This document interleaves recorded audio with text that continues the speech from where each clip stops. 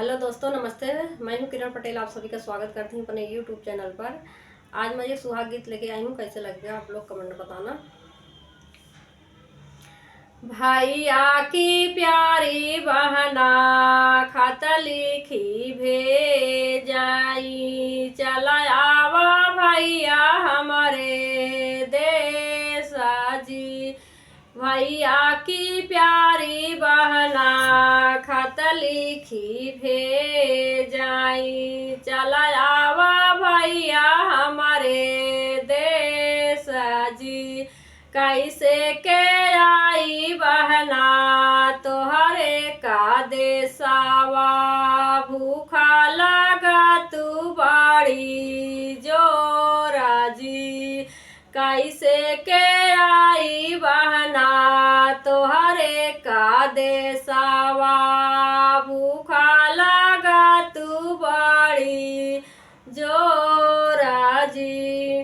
गलियां की गलियां भैया होटला खोलाऊ बाई, खाताई खाता चला आया जी।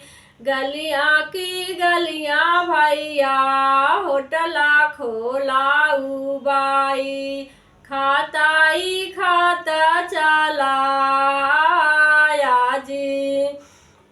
भैया की प्यारी बहना खत लिखी भेजाई, चला आवा भैया हमारे देश जी। कैसे के आई बहना तोहरे का देसावा, प्यासा लगा तू बड़ी जोरा जी।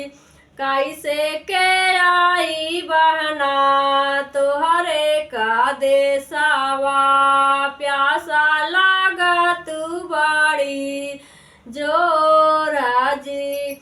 गलियां की गलियां भैया कुआना खोदाऊ बाई, पियत पियत चला आया जी। गलियां की गलियां भैया कुआना खोदाऊ बाई, पियता पियता चला आया जी। भैया की प्यारी बहना खत लिखी भेजाई, चला आवा भैया हमारे देश जी। कैसे के आई बहना तोहरे का देसावा, अमला लगा तू बड़ी जोरा जी। कैसे के आई बहना तोहरे का देसावा, अमला लगा तू बड़ी जोरा जी।